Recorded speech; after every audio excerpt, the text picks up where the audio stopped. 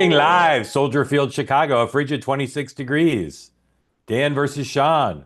Only one can emerge alive.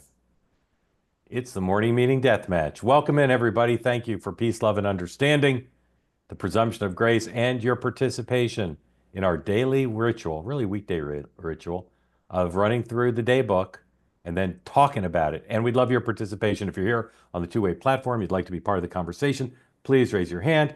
As we saw yesterday with Laura Kern, everybody can participate. Interesting fact I learned. Dan, what's the greatest single obstacle of Laura ever being president of the United States? I'm going to guess maybe was not born in the United States. Sean? She's too common sense for the Democratic Party to get through a primary. All right. Dan gets it right. She's from Canada. She's Ooh. Well, hold on. maybe Just Schwartz. All right. Yeah, give it some time. She may be eligible. If we take it over, she's got this. You have to battle Wayne Gretzky, but she'll be eligible. What's her name? Former governor of Michigan, Jennifer Granholm, also born in Canada.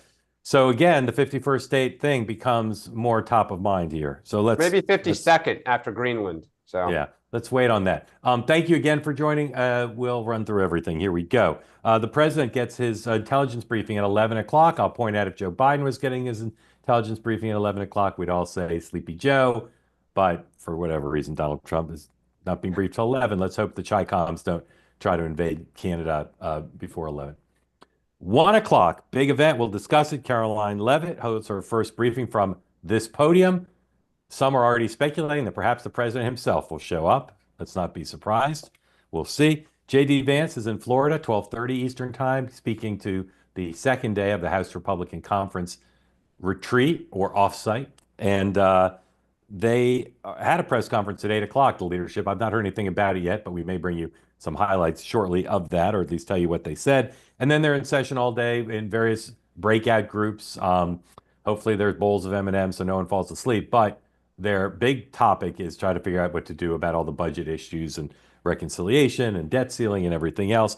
They hope to emerge from this today and tomorrow with a plan to move aggressively as the speaker wants them to do. Noon, Sean Duffy, reality host, reality TV star, former Wisconsin congressman. Senate votes at noon on his confirmation to be Secretary of Transportation. This comes in the wake, as they say in journalism, of yesterday's vote on Scott Bessent, confirmed to be Treasury Secretary, with no fewer than 16 Democrats voting in the affirmative. I read down the list. It was very confusing.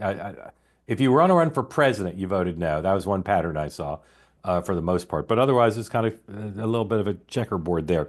Can I make a comment on that, though? At some point, like, nobody objected to his credentials. And I think that's one thing that there are several members on the Republican side that have always said, and I agree with this. At some point, you win an election, you get to choose people unless they are fundamentally like have an issue. Yeah. And I think there's no question that Scott Bessent is qualified in every respect. He's not, and he's not. So I agree with you. And I mean, I'd like to go interview all the people who voted yes on Rubio and no on Bessent and get them to explain what the difference is, except that Rubio is a senator. But yeah, I agree with you. I don't know what their objection. I mean, obviously part of their objection is their current frame is class warfare, and so they don't want to vote for a millionaire or billionaire, whichever he is. Well, don't forget too, he was a prominent hedge fund manager, and he's going to advocate, and I think that's for some of them will try to say, that's not who should run the U.S. Treasury Department. Yeah, right. I don't agree with it. But 12:30, when the Senate's in session on Tuesdays, both parties have their lunches. So, Sean, explain to people who don't know what's the dynamic of those lunches as compared to the norm. So it's interesting. I've been to both. The House sort of conference gatherings are in the morning. They get donuts, and I'm not kidding. As the former conference communications director, for a while, the greatest issue that I had to deal with was whether or not there were like more frosted donuts than chocolate, which I was very intrigued by. The Senate lunches are much more collegial. They're smaller. They feel much more free to discuss things in an open setting and frank discussion. So this is when they hash things out. But I think that the Senate ones are a lot freer of exchange of ideas. The House is much more, we tell you what's going on, you get up and yell at us. Yeah. Dan, have you been to your Senate lunch? I have, and I've been to the House one too. Yeah, I mean, the House one is a microphone in the front of the room and you go up and, you know, speak when spoken to. The Senate is more, they're in the Mansfield room, you're around, well, depends what majority or minority, but you're around. And to Sean's point, it is much more open, much more back and forth, but sometimes they kick staff out. It's members only. Yeah, but they are, in my experience, and just to be clear, I've never been, but I know a lot about them from talking to folks. They are kind of like the closest thing to like a real working lunch where Absolutely. people say real stuff to each other. Oh, yeah, yeah. Sometimes punches are pulled, but it is a place where stuff happens. And obviously super curious to know. I think today's Republican lunch pretty predictable, and you know, for the most part. Although curious to know what they talk about in terms of Bobby Kennedy and Tulsi Gabbard. But the Democratic lunch today, I think, will be pretty darn interesting. And there's almost always a stakeout afterwards. So tonight on Two-Way Tonight, hopefully we'll have some Chuck Schumer sound about that. Mark, 3 I think that o'clock. our lunch is going to be a little interesting too. I've heard from some people yesterday afternoon.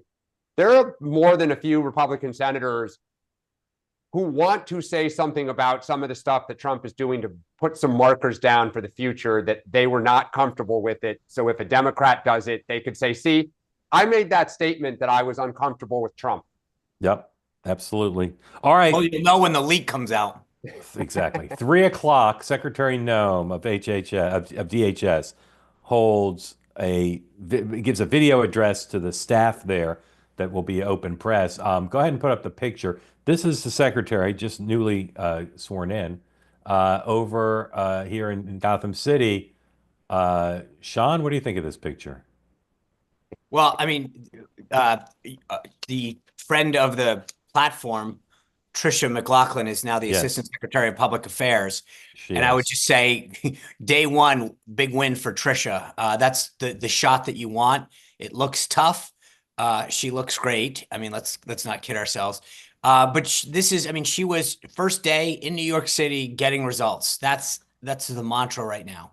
Yeah, and as you said, Tricia, you know, who's joined us regularly here, congratulations to her. She's the assistant secretary over there. But Sean, she's not been confirmed yet, has she been? She No, the started the job. DHS, the law was changed. So Treasury, Defense, and DHS are non-confirmable anymore. So you're not honorable. You just get the title Assistant Secretary. In fact, little known fact, in DOD, it's not Assistant Secretary of Defense for Public Affairs. It's Assistant to the Secretary for Public Affairs. So the acronym's the same. Matthew Bartlett says it's true of Labor and State. Why were those departments changed? It went back. So after Bush, in the middle of after Bush 43, it was just stupid. Ledge Affairs, that and blanking. There's one other one of the assistant secretaries that were like, we're bogging down these guys in the process for no reason because it's. I don't see why you get to be assistant secretary if you're not confirmed. But congratulations, Trish. Well, there's a Dan? lot of assistant secretaries that aren't confirmed. Yeah, you know their what I'm careers. really watching though, with that to go back to the ICE raids, that is New York City. That is, I believe they're in the Bronx. That is Richie Torres district. He's been pretty vocal in support. What do Chuck Schumer, Hakeem Jeffries, Mayor Adams, Hochul, DSCC Chair, Senator Kirsten Gillibrand, what do they say today? Because the headlines are they've gotten some pretty bad people. Yeah. So do they cheerlead it? Do they look are they silent? It's a great question. You see lots of people out, the border czar and other officials out there, very visible. Lots of cooperation with the press, lots of photo ops, lots of local news coverage. They're not hiding from this at all. So the thing that's interesting to Dan's point is after the first week of the Bush administration, Terry McAuliffe called me and said, Sean, or did I bumped into him or he called, whatever. And he says, hey, I got a bunch of guys at Dulles. They're getting screwed on this travel ban thing. They're good people. Like, we got to fix this. Can you got to, can we work this out? And it was sloppy. I mean, just to be honest. And people are getting caught in the net that didn't. And this gets back to Dan's point. This time it's surgical. We're going in, we're rolling up bad dudes, and we're going to get rid of them. And here's, by the way, we're going to enumerate the crimes that they've committed. So do you want to be on that side, or do you want to, I mean, and this is where these guys have done such a better job of planning and executing. But the challenge is the party is split. Like, they are fighting in lunches. Like, I bet that Senate lunch today, my sense is the caucus has gone from shock and awe about what's happening to anger. And I think today in New York now, there's going to be like Chuck, because apparently last Friday they were like, what are we saying on immigration? And Schumer had no answer. And now it's in your backyard. Yep. Yeah, but Dan, don't you think there's a big difference between saying Donald Trump is rolling up all of these people who and separating families versus Donald Trump's rolling up criminals who threaten our people? I mean, he's put Democrats in a very bad position because I don't know, no matter if you're Alexandria Ocasio-Cortez, do you really want to be defending people who assaulted Americans, who committed a violent crime? I mean, but that's the point, Sean. I think what people want, let's say it. Let's come out and say we support rounding up criminals. Oh, right. And that's right now there's just utter silence, and they're looking to the leadership to say, how is a caucus? And you have elements in both the Senate and the House saying we cannot support arresting these criminals. We can't cross that line. And so the family is fighting, and the train's left the station, right? And people want to know. They're like frozen in amber from the 4 years of Biden and Harris. You know, can you name a Democrat who has denounced or expressed sympathy for the families of those killed, whose family members were killed by people in the country illegally? There are some, but not very many. Not exactly, but not very many. And so it's like they do not want to give an inch to Trump on immigration. But Dan, as you say, there's some things he's doing now that are not only extremely popular, but it's hard to believe they're not for. But they just don't want to say it. Look at this Selena Gomez thing that happened yesterday, right? If this was 4 years ago, she would have been on the cover of People this week. Selena Gomez, she took a video down because of backlash. And I mean, I don't know that she took it down. I think it cycled out. No, she took it off Instagram. I think it was a story and it cycled out. I may be wrong. Somebody will check, but I think I know it's been reported she took it down. I believe it was a story and it cycled out. When you say a story, okay, because I don't know that. I mean, so because I heard she took it off Instagram, but you mean that there was a story that she did, like an interview? No, there's a thing on Instagram. Oh, I know what this. Okay. An Insta story. Yeah. Okay. Yeah. Okay. So Instagram correspondent. Those stay up for a limited time. I think that's what happens. Yeah, okay. I think that's what happened. All right. Oh, I'm being told Sean is right. Yeah. Somebody said that. That's all I need to know. Yeah, I'm not sure Sean's right. Anyway, all right. So lots of big announcements about suspending spending on grants, not for individual payments, but to organizations. The decision to investigate the investigators into the January 6th prosecutions. And in addition, the firing of career Justice Department officials who worked with Jack Smith. So let's be clear. There are things to say about this if you're in the media that are very important. That this be done legally, that this be done in a way that gets scrutiny and done correctly, so it's in the interest of the public. Vital. But let's also say this. The media, to some extent, is covering these things in an hysterical way, as if these aren't things Donald Trump ran on, and as if the country should just accept the status quo. The Washington bureaucracy, if you want to call it the deep state, you may, is filled with people who hate Donald Trump. And I say the word hate advisedly. They have no interest in his success. They do not like him. It's an asymmetrical situation. So if you're a Republican, and back Reagan and before, Nixon, you have said, this is unfair. The permanent bureaucracy is staffed with people who are Democrats, liberal Democrats. They do not like Republicans. They particularly don't like Donald Trump. And in the case of the prosecutors who worked with Jack Smith, again, if you believe those prosecutions were righteous, I'm sure you're outraged. But if you believe that those prosecutions were lawfare, could you imagine Joe Biden allowing people to stay in the Justice Department who tried to put him in jail? No. So here is. Well, by the way, wait a sec. They put his son in jail. I mean, he did. He pardoned his son. Okay, but he in kept fairness, him in, he did. After he tried desperately to give him a sweetheart deal and say, dude, just take the deal. Didn't happen.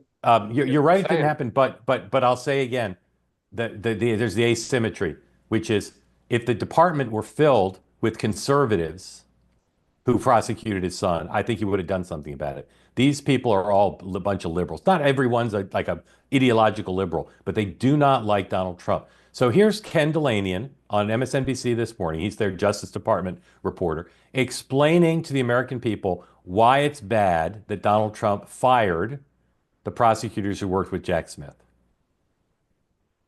On that. This is a shock and awe campaign that the Trump administration is waging at the Justice Department. And this act of firing these career prosecutors who worked for Jack Smith, this is really stunning. I mean, it's hard to explain to the public because they probably think, well, of course he's doing that, right? They investigated the president and he comes in and he's firing them. It just doesn't happen. And it appears to have been illegal because these are people who have civil service protection. You can't just fire these folks. You have to have cause to fire them. There was no cause or proper cause given in that letter, no allegation that they did anything wrong or acted inappropriately or were incompetent. And so they're going to appeal these filings and they'll probably win, but it won't matter in the end because their careers essentially at the Justice Department are over. And many of these people were very accomplished career prosecutors. And it's sending a message to other people at the Justice Department, you know, get in line or your job is in peril. T-ball star Sean Spicer, the ball is on the tee. Here's your bat. My Go. colleague from New York. Look, while I concede that this is not an entirely apples to apples comparison that I'm about to make, when I was kicked off the Naval Academy board, and okay, maybe you don't like me, but Biden fired everyone, including H.R. McMaster, a graduate and former teacher at West Point, kicked him off the West Point board. The same week he was supposed to receive a Distinguished Alumni Award. The media said nothing. It was historic. It was unprecedented. We went to court and they argued to the court and affirmed that they had the right to fire anybody at any time. So President Biden set this precedent to be able to fire anybody he didn't like. And Ken Delanian, no one at NBC, no one in the media was so concerned about the precedent and the history and the actions that were taken then. So I don't really care what they have to think now. Beyond that, his now colleague Jen Psaki sat at the podium and questioned my credentials to serve on the Naval Academy board. So there's little crocodile tears for these people just doesn't pass muster anymore. They said nothing when Biden started the ball rolling down the hill. So sorry, bye-bye. All right, Dan, before you jump in, I'll just point out, and you said it wasn't apples to apples. You were not a career civil servant. That's but they big went difference. to court and argued in the affirmative. I know. The president of the United States has the right to do this. That is codified in law now because the court upheld the president's right to do that. So it was Biden that said, I have the right to do this. I'm going to fire these people. When Trump follows through and says, great, I'll take it a step further, you can't get mad at him. Sean, what was the name of that case? Spicer v. Biden. Thank you. Would you like? Dan, there's a t-shirt. No further questions, Your Honor. Dan. Yeah, I mean, if the Mets need some power at first, Sean, they just that's out of the park right there. Yes. Look, I mean, I do think that's an apples to oranges. Look, Mark, you said it. Like Trump ran on this, so to some extent, it's not unexpected. But it is not true to say the entire government is Democratic. A lot of people are, but ask Obama and Clinton. How many people leaked against the Clinton administration for 8 years? Ken Starr's team didn't leak to people. There weren't people in the Department of Justice going. Well, we have a different view of that one. They weren't the career people, except some FBI agents. That is not true. I mean, that is, there were career people. How many people gave Obama in the Pentagon a hard time leaking his ideas about Afghanistan? Like, it is as old as the Republic itself. Administrations have been upset. Dan. The permanent bureaucracy in every is mostly department. Democratic. I hear you. But like not mostly, like 92%. Maybe it's. I don't think it's that high, but it's high. I agree. It's almost as liberal as Washington journalists. Yes, almost. But here's the thing. To fire inspector generals that both parties, administrations for years have argued are a pain in their side. If you want to do this, like, okay, but then I don't want to hear when the next Democratic president comes in and blows every one of these people out. And says, but Sean, getting rid of someone on a naval board is very different than getting rid of. No. But he also did it. It wasn't just. I was the only one that actually had the gumption to sue him. But the bottom line is that he did this throughout government. And I have no problem. I mean, the president has the right to have people that are going to execute. And if you're going to stand in the way of the agenda set forth by the duly elected commander in chief, then get out of the way. Look, I hear you. He ran on it, and I also will be very clear. I think 99% of the public doesn't care whatsoever. That this is a process beltway story. Yeah. But you are setting precedents. All right. Beyond let's get away from I agree. personnel. No, Dan, I don't, just so we're clear, and that's Yeah. why I didn't try to equivocate that it was the same. But it's like when Harry Reid got rid of the filibuster for certain things. Once you start the ball rolling down the hill, you can't say to the next guy, "Oh no, it stops there on the hill." I hear you. Dan, let's get away from personnel and go to this question of the suspension of grants and payments to nonprofits and other entities. Is that suspension? It asks you about the substantive political. Will that cause damage in the United States? And if you were running the Democratic comms war room, would you be looking for individual cases of people hurt by this, or what? Yeah, absolutely. I mean, there will likely be real world impact. I would also try to drive a wedge with Republicans because, again, you are setting the precedent that the next Democratic president is going to do the same thing.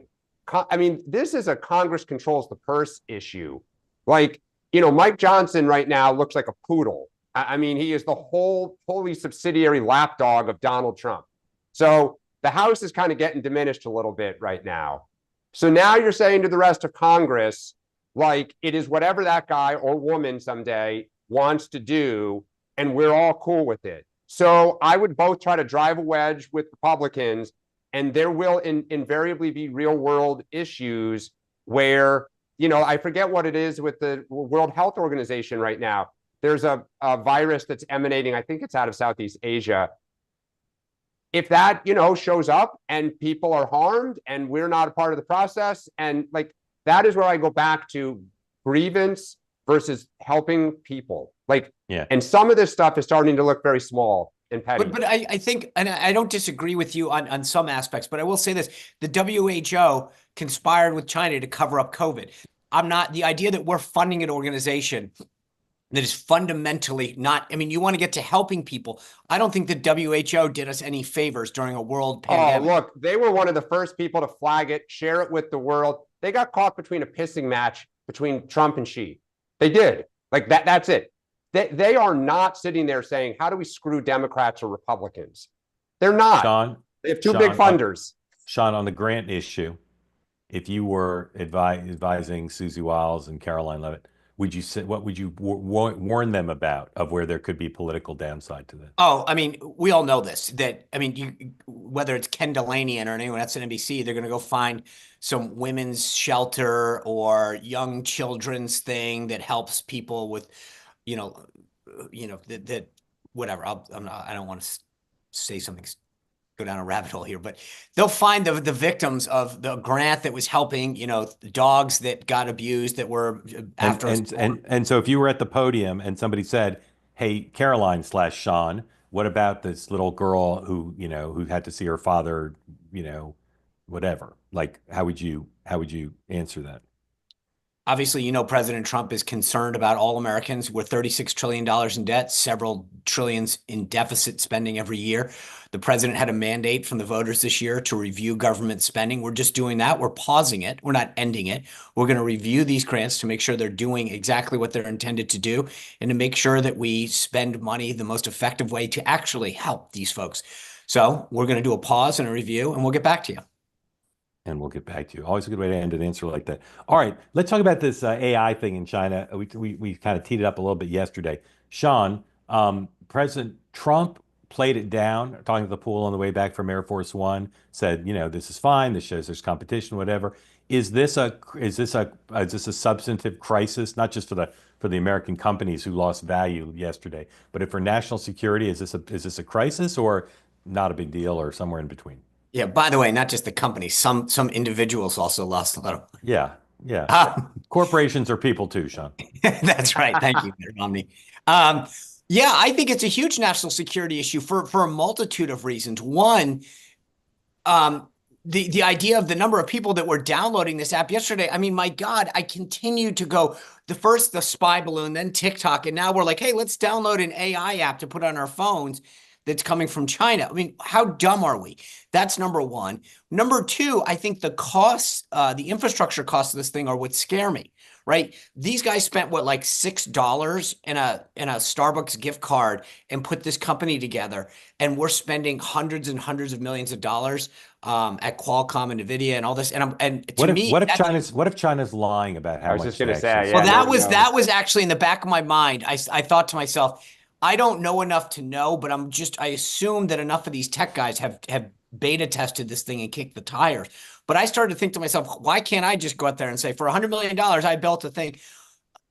I guess the question is, I don't know enough. I mean, are they downloading this thing now and you can actually use it so that you can see it? Yes. Yeah, but they suspended new signups.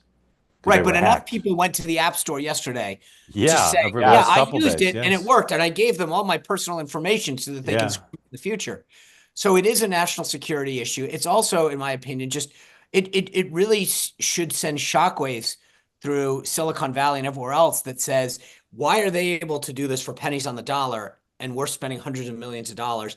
And what does this portend going forward? Because I mean, this is the same thing that we had with Huawei, which is we start making a cheaper product, we hand it around the world, everybody uses it, and then the infrastructure is Chinese, donated, built, et cetera, and we're screwed going forward. Dan. Yeah, and also just, I think there's worries about, is their military more advanced now? Like, how are they, if China is not just at par with us, but potentially has leapfrogged us, it's like Sputnik, I mean, or the nuclear arms race. It's going to raise a lot of questions. It's such a new technology. In the United States, it's largely been in the private sector. The budgets that some people have allotted for the spend on this is, astronomical. And if it can be done cheaper, I think there is a real question how, and how do we not know about it? Whether it's the CIA or Meta. Well, that's actually another point. How did we not see? How do you pop something off the App Store that no one in the Intel community knew was coming? How, that doesn't really show well for your human sources in China. Well, look, it's pretty clear we have great sources in Russia. I mean, it's almost like we're sitting in the Kremlin and we seem to know what they're saying to each other at all times. It's also pretty clear the last 20 years we have terrible intelligence in China. Yeah. It's hard to By the way, one of the gentlemen, Mark, in the chat, have great intelligence here. that Nvidia confirmed that it's authenticity of the app. So if that's true, that speaks to the. Yeah, but they can't say how much was spent, spent on it. This gets back to another comment I made a couple days ago, Mark, which is our lawmakers largely are in the Senate and not as much in the House anymore, but are like 80-year-old people who don't know how to use an iPhone, and we're going to rely on them to decide the rules and regulation for AI. Who was the member of Congress who said the internet was a series of tubes? Who was that? Now, one of the great was Orrin Hatch asking Mark Zuckerberg in a hearing about, if you don't charge for your service, then how do you make money? And he tries not to laugh. And he goes, advertising. All right, lots of stuff in the chat. People are engaged on this. We're going to talk more about it. So a couple things have dropped since we convened. First, here's Pete Hegseth's newly released official photo, Secretary of Defense, for your viewing pleasure. And there you go.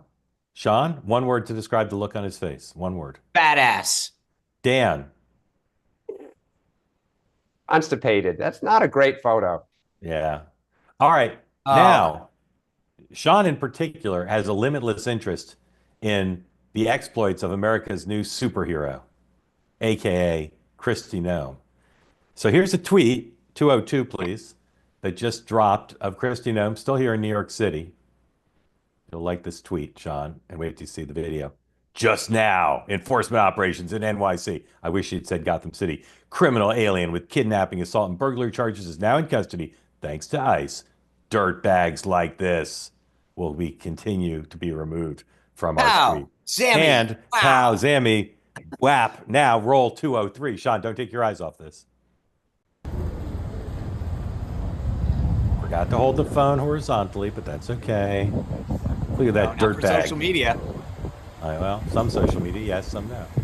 Look at that dirtbag. Dirtbag nabbed. You know what's missing? Do you know what's missing? Sound effects? Bad boys, bad boys. Yeah. What you gonna do? What you gonna do when they come for you? So Does does he retweet that by the end of the show? He retweets that and says, "You go, girl." That's right. By the way, yeah. I stole this idea. So, but it's such a sea change from the Biden administration that maligned these ICE agents and CBP agents. I think it was CBP who they made up that faux controversy about the horses and all that stuff at the beginning, to these guys actually being able to execute on their mission and why they joined. So I think it's exciting for these folks. I think it's great for the country to see this in action. And whether or not you talk about the still pictures or the shot that you just showed, the imagery sells so much of what's happening, and it's so critical, and they understand that. The American people are seeing a sense, like whether it's the Melania Trump photo, the Pete Hegseth photo, the B-roll that we're playing, the imagery in the last 7 days has really showed a sense of accomplishment and a sense of action. Yes. I try to limit the number of times I give examples of liberal media double standard because A, there's so many, and B, I only like to give the ones that are so clean that I hope they make people who deny it exists think twice. Okay? Here's one. When Democratic administrations embed reporters for these ride-alongs to give them the opportunity to shoot stuff happening, it's all just heroic and great. When Republicans do it, people like Brian Stelter at CNN are like, these ride-alongs are corrupt. You know, it's like they're giving too much access. So, for instance, CNN got exclusive video of Roger Stone's house being stormed by the FBI, and I believe did somebody get exclusive video of the Mar-a-Lago raid? Somebody did. I think somebody local in Palm Beach got tipped off. Anyway, my point is, you either think it's okay for government to give special treatment to individual news organizations to have access to shoot great video like we just saw, or you don't think it's okay. And as someone who's in the news business and likes access, I actually don't think it's great because I also care about civil liberties. And I think it's unfair to the people who are shown in many instances. I'm not totally against it, but I have mixed feelings about it. But again, this administration is giving really great access to mostly news organizations on the right to shoot this stuff. And based on what I've heard, I expect it will continue. Well, on the Today Show this morning, the ride along was with, I think it was a Garrett Hake. No, not Garrett Hake. I apologize. But they had a ride along in Chicago that was exclusive to them. Yeah, and it's not just conservative. I said mostly. There's some people have been doing it. But also remember, JD Vance gave his first interview. Americans. I think it's fantastic. I do. Dan, what if they stormed your house? Would you like there to be a video camera from a news organization outside your house while they storm your house? Of course not. And I wouldn't want that. Look, when the Securities and Exchange Commission hauls a CEO off or some hedge fund manager for insider trading. Oh, for white collar, I'm all for it. Well, look, as somebody who's had, point. Like everybody, you wouldn't, in my hypothetical, Dan, you're not being charged with a white collar crime. You're dealing opium. Wow. It's and not more the rich prominent people. in our neighborhood, Mark, that the SEC shows up, and I think it's great. Like it's great. Why do you think it's great? Because it's good video? Yeah, look, it shows action, and if you did something wrong, hopefully you didn't do anything wrong. No, but you think it's great. You think it's great for Trump, but do you think it's great for America? I think Americans appreciate seeing people held accountable, and they appreciate seeing action. I do. I think they do appreciate it, but we are. But there's also hopefully a civil. I think there's also, in my mind, there's a big difference between going to Roger Stone's home. And going on a ride along where you're rolling up, actual criminals that are escaping justice. Roger Stone. And usually they don't. How do you know they're actual criminals? They have a record. They've been convicted. These are people on the lam. Yeah, but Mark, we don't know that they're the right people. Actually, go in with a gun out. They're on the street, and when they get walked out, they're there. But they're not usually like couched down behind and like, hey, duck if they shoot. I understand. I'm not worried about the safety of anybody. I'm worried about the violation of individual rights. In any case, we're going to go to your questions in a second. I'm going to address one thing that comes up all the time when people complain about interrupting on this show. Okay? We're very respectful of each other, and this is supposed to be a spirited and engaging conversation. So, people out to dinner and have a conversation. You talk over each other sometimes. You're spirited. We're not interrupting in some rude way. Please stop sending me emails about interrupting Sean. By the way, I get emails that I should interrupt more. No, I know you do. I know you do. And please feel free to do it. But the interruptions are part of the program. In fact, they're the basis of the program because they're respectful interruptions, or they're not interruptions. They're conversations. Pardon the All right. interruption was already trademarked, so we couldn't call it that. Exactly. I All mean, right, I just as long as we everybody. don't get to the point where oh my God, I'm trying to think. Comedy Central, Crossfire dude, Daily Show. Jon Stewart? Jon As Stewart. long as Jon Stewart doesn't come on and lecture us as he did. Yeah, Ooh. exactly. All right. Again, please raise your hands if you want to be in the conversation. Democrats, I'll say again, I see you on here. I know you're there. Please raise your hands in equal numbers. Tell us what you think the party should be doing or what's wrong with Donald Trump. And as always, because I'm a fan of British literature, I always go to Mr. Darcy. Mr. Darcy, welcome in. Thank you for joining. Hey, Everybody guys. who doesn't know where you are, what's on your mind, please. My name is John. I'm in Oklahoma. Wanted to ask, I would say, a kind of unexpected question. I know right now the Trump administration is focused on getting their cabinet confirmed. I just wanted to ask, when do you think they're going to start shifting to open judicial seats, like in the Circuit Court of Appeals and stuff like that? And I've heard Trump might have had a falling out with the Federalist Society. So just, do you think these new Trump judges are going to be any different than term one or anything like that? Would love to hear your thoughts on that. Great question, John. Sean. Actually, great question. I've asked this before to some of the guests on my show. When Trump came in office the first time, Obama and it again, I'll leave it to just. But the bottom line is there were a ton of vacancies, and they were able to fill those. Biden actually took advantage of a very similar scenario at the end because they hadn't passed. So, but this time there aren't as many. And so just by the nature of the last two administrations really do stuff. So they'll get to them as they come. But remember, you're filling vacancies. And so the question is, now I know that I think it's the Ninth Circuit. There's some hope that there's some vacancies there that they'll fill, obviously some potential Supreme Courts, but you can only fill a seat which someone is saying they're either retiring or they have retired from. It's just not going to be as much this year. And the way the Senate works, right, is there's so many hours of debate per nominee, et cetera, and they can slow walk or not. So once they get through the cabinet and then you go to the sub-cabinet level, and at that point, you'll start to batch people. It'll be like 18 assistant secretaries up for one. And, then it'll start to move along. But it's just not as big of a deal. I don't think Trump has soured on the Federalist Society per se. And I think, to be blunt, the type of nominee that they put out is where Trump is going to still go no matter what.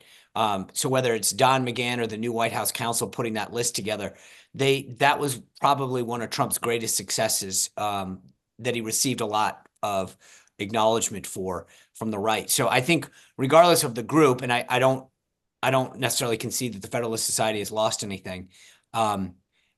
It's just that Leonard Leo is not leading it in the same way that he was. He's taking on additional responsibilities. But I think that you're going to get the same kind of judge that you got the last time. Before Dan, you respond, a little bit of news. The Democrats who already face an uphill climb to regain the majority control in 2026 have to deal with the news now that Gary Peters, who ran the DSCC last cycle, announced today he will not seek re-election. There'll be a lot of speculation about who the candidates will be on both sides. I predict Tudor Dixon might run on the Republican side. There's some House members who might run on both sides, but it's not a sure thing that the Democrats will keep that seat. So it makes their task of winning back the majority just a little bit harder. And of course, Does Mayor Pete run for governor or potentially run for Senate now? Yeah, he wants to be president, so I'd say governor. Dan, but then you have to do things. thoughts on the judiciary.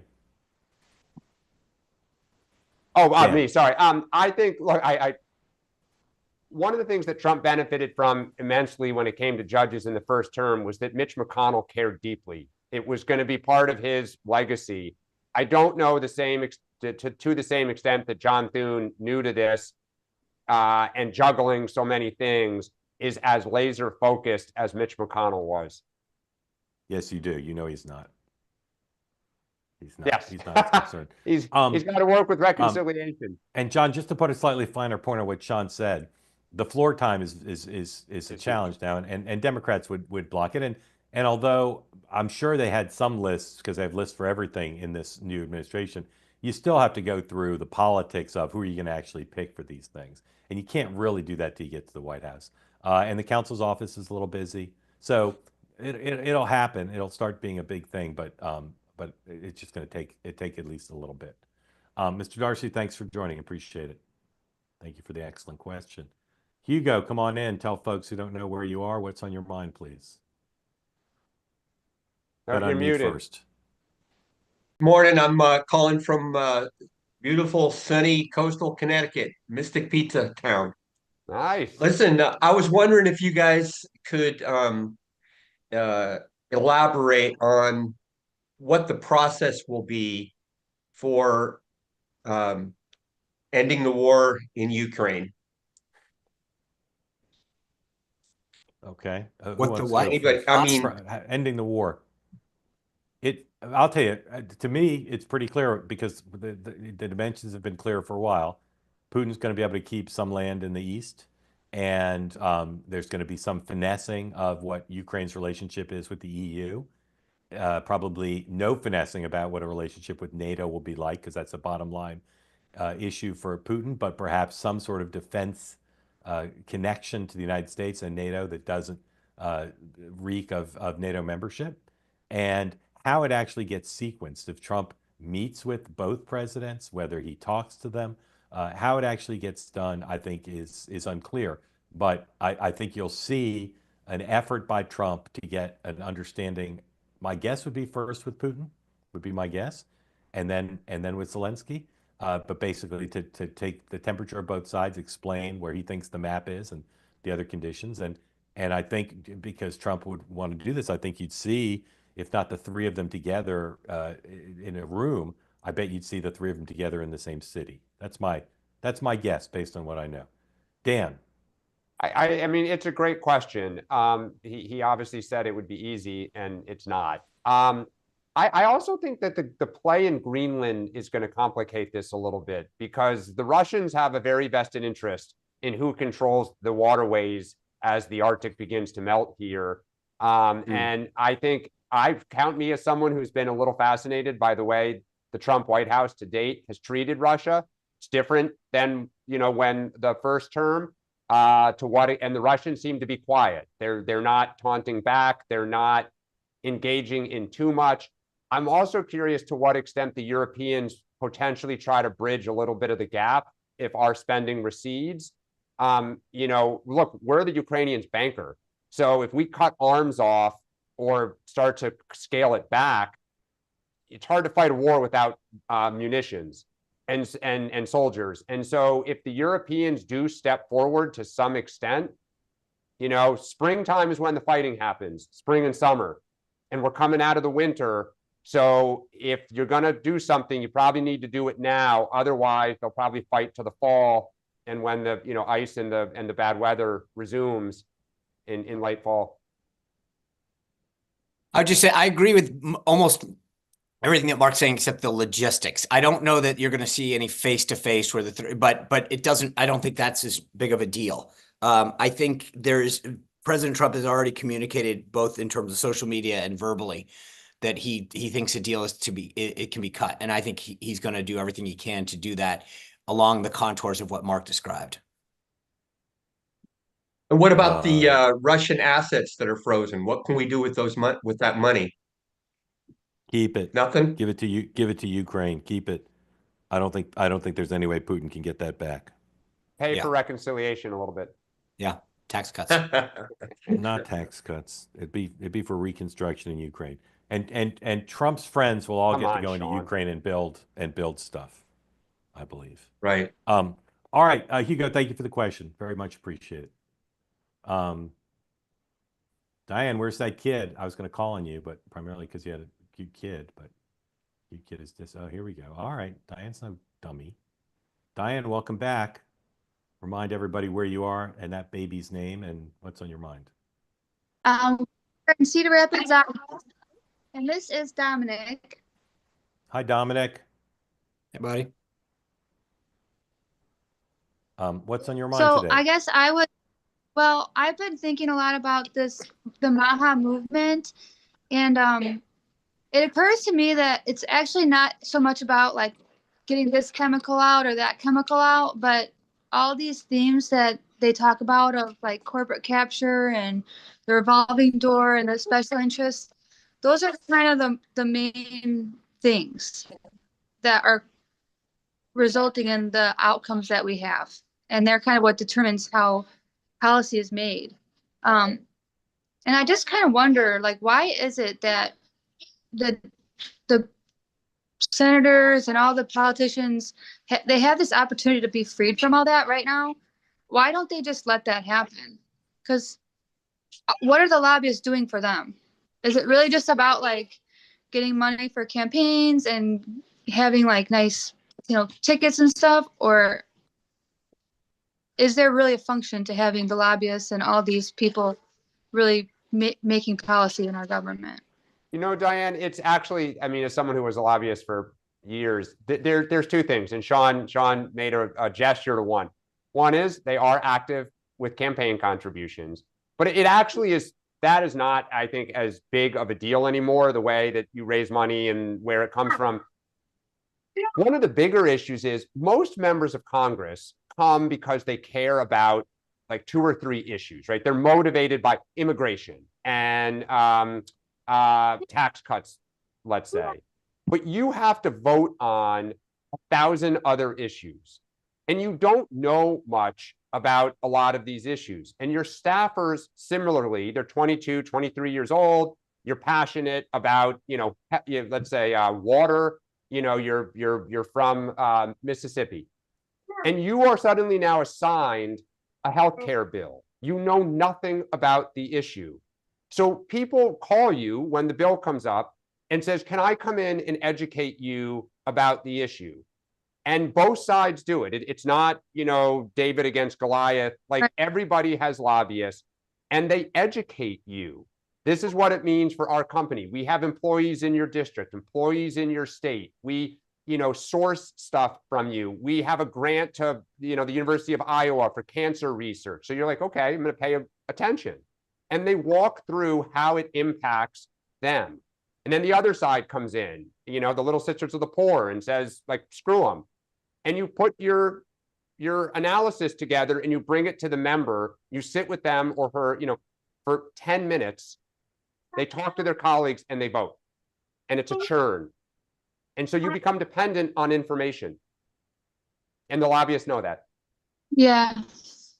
I guess to me, it just seems like we're not getting like further research and everything. Like the University of Iowa, like, are they doing research on like human trials related to glyphosate? I have not seen that there's any randomized controlled trials about that. There's just all these people saying there's no evidence that it causes cancer.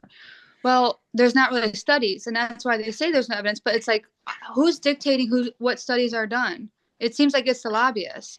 And then that doesn't seem like it's really representative. Like our government is not representative of us if the lobbyists are making all of the decisions and then just telling our representatives what to do. So Diane, there's a couple issues at play here. And Dan's right. I mean, a lot of times it comes in and says, hey, Congressman, we've got a factory in your district and there's 500 jobs that depend on the manufacturing, the distribution of these things. And if you vote against it, those people are going to be out of work. And we just want to tell you. So it's not always just money.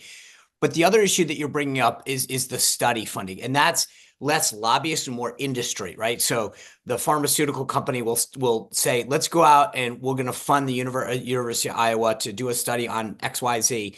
And we're going to put these parameters on it. And then we got a study that says X is safe or not safe or whatever, right? Then they take that study, hand it to their lobbyists and say, hey, go meet with the congressman. Tell them that, we've done a study now and this and that. That's the bigger problem, but it's an industry issue, not necessarily a lobbying problem, meaning that you've got all of these medical schools in the realm that you're discussing of pharma and health and big food, where the industry is funding studies and putting parameters on the studies and then saying, look, this is safe, it's unsafe, this is smarter, better, or cheaper, or whatever. And then they use that as the means to go to their elected officials and say, wow, check out this thing that we just did. The universities buy into it because it's money for their their faculty. So I mean, there's a much bigger problem at hand. Yeah, You know what? it just seems. Oh, go ahead. No, please. Diane, and then Dan. even as it's just being explained to me, it seems so swampy. And Oh, yeah. I this week Yes. heard a glyphosate ad when I was in the car. I was like, what is it's January? Why are they what is going on here? And then it just hit me. I had like this very dark realization that it's not just contributing to the problem. It's like we should be electing representatives who go to Washington with our interests. And if they need information, they should be coming to the people, not waiting for lobbyists and corporations and people to come explain things from their perspective. So it's just, Diane, that is why Donald Trump is so popular. yeah. Well, and That's what he ran on. but I'll tell you what, I never realized it. I've always listened. It's like Drain the Swamp, like all these things. It's like, oh yeah, we should do all that. But I'm having this realization that it's a lot worse. Like this movement, I think, is kind of like a sleeper issue actually for Drain the Swamp. Like Yeah, it, 100%, 100%. And by the way, to kind of go to what you're saying, there is some data beginning to emerge that Americans don't like all these billionaires going into government. These like CEOs, I shouldn't say billionaires, these industry executives. And it goes to what you say, which is we as a people are inherently skeptical of power, of kind of business getting into government. And so to Democrats, like they see an opening there. And I think Trump is actually a little sensitive to some of it. Because it goes to what you're talking about. I think they should be kind of careful with these the hearings tomorrow, and people have a lot of questions. And being called a conspiracy theorist, like that's very 2022. You know, we want the questions, and I just think that on both sides, Republicans and Democrats, they should be very cautious not to look like swamp creatures. You know, when they're questioning Bobby Kennedy. So Yeah. Diane, thank you. Really One appreciate of the it. things Come back. RFK said in apparently to Democrats is he's open to the idea of seizing drug patents from the big companies to distribute to genetics. And I imagine a few GOP senators are going to have questions about that. Yeah. Diane, thank you. Come back regularly, please. Sean? No, I was going to say, I mean, the one thing to Dan's first point is that some of these issues, I mean, there's issues like the red dye number 3, the ultra processed food, where I think the government has literally been covering up information. But there is another piece of this, which is that it's not always as black and white as some people would make certain issues out to be. And that's where, you know, I think what the big pharma issue about how much they charge in one country versus another, the role of PBMs, like there's a whole bigger discussion here. But I do think that to some extent, there is an argument that says if you want us to fund cancer research, and we don't think that we're going to be able to make our money back because you're going to hand it off to generics right away, we're not going to put $200 million into an unknown cure. And so there is this yin and yang of finding a balance that people want to make appropriate investments into things, certain diseases and things like that. That doesn't dissuade the investment. And so we've got to just figure out where that balance is. I agree with you 100%. Rather than going with the yin and yang, given our war against the Chinese, maybe Dr. Doolittle's push me, pull you would be better. Sure. Jim Howard, can you tilt up a little bit? I want to see what's on the wall behind you. Is that possible? Look at that, man. Nice. Did you do that yourself? Jim Howard, tell us what that is, where that came from, please. I'm in Montana. That's the last elk I shot.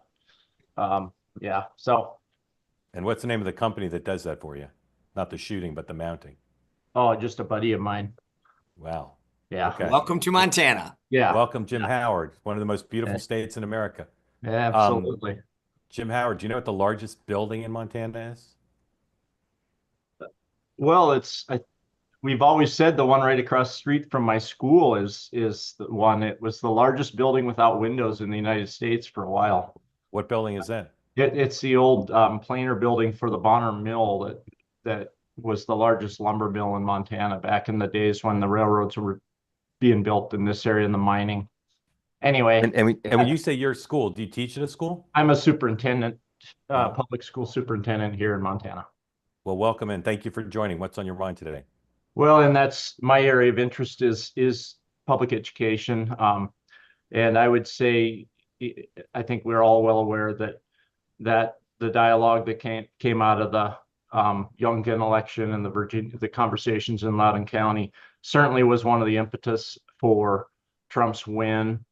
And I do think, and I'd love to have another conversation at a later date about when it's more relevant in terms of the Department of Ed. But I do think that what Trump does in the Department of Ed is going to have ramifications in the years ahead. And as a really passionate advocate for public education, but I'm fairly conservative as well.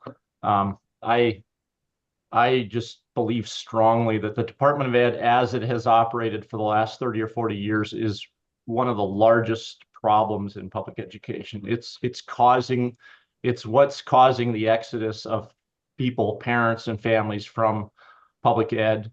It's what's causing and driving the teacher shortage in public ed. And a lot of us would think, oh, it's the woke stuff. It's not the woke stuff. It's the IDEA Act of 1975 just run amok because the regulations written by the bureaucrats for 50 years are just destroying public education. And I just really believe this. The thing I would love parents to know, and I'll get to a question, I'm sorry, but parents need to know. Take your time. Huge topic. Parents need to know. Our American parents need to know. If my kid does not have a disability, and that's 80 to 85% of America's students. If my child does not have a disability, my child has no right to a free and appropriate public education. The only people in the United States who are guaranteed FAPE, which is an acronym we use in education all the time, free and appropriate public education, are students with disabilities. So 85% of our American students do not have a federally protected right to an education. Parents don't know that. But they do know it because they vote with their feet and they leave the public schools and they say, those public schools are doing nothing about behaviors. They're doing nothing about kids can do this and that, and nothing happens. And parents don't know that our hands are tied, just locked up by the regulations imposed by the Department of Ed through the OSEP, the Office of Special Education, and regulatory rules and dear colleague letters coming out of the Department of Ed. It's tying our hands. And again, I have parent after parent says, I love your school. I love your teachers. It's the best thing going, but I got to have my kid in a different classroom. So I'm going to the parochial school down the road. Yeah. So Jim, my question is, yeah. Can you just expand, like, go ahead. like, so when they say that, like, what's the why? That's what I'm trying to, I mean, I get the regulatory, but like, did they say because you're not doing this, or like, what is the why right there? How to finish that sentence? I need to take my kid out of your school because. So, and it'd be interesting to have some more folks speak up, but if you're in public education over the last 10 years, what you've seen massively, every public school principal would tell you this, the behaviors are off the charts. The behaviors, especially post-COVID in primary grade kids. So it's not unusual at all for me to have a kindergarten kid pick up a desk and throw it at their peer and hit their, and you look horrified. This happens all the time in every school in the United States. And parents say, why the heck are you not doing something about that kid in my classroom?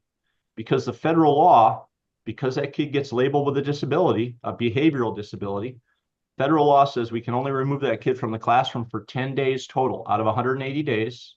We can only remove that kid from the classroom for 10 days total. That's the federal regulation. And so I have 10 days with that kid. So guess what I do 9 days out of 10 with that classroom? That kid's throwing desks, and the rest of the 19 kids in that classroom, they go have math in the hallway that day, or they have reading on the stage or in the gymnasium that day, because that kid has all the rights in the world as imposed by the Department of Education. That special education is destroying American public schools. And it's not because it's not a well-meaning, I mean, who doesn't want to protect kids and with disabilities and provide them as rich and as encompassing educational experience as possible?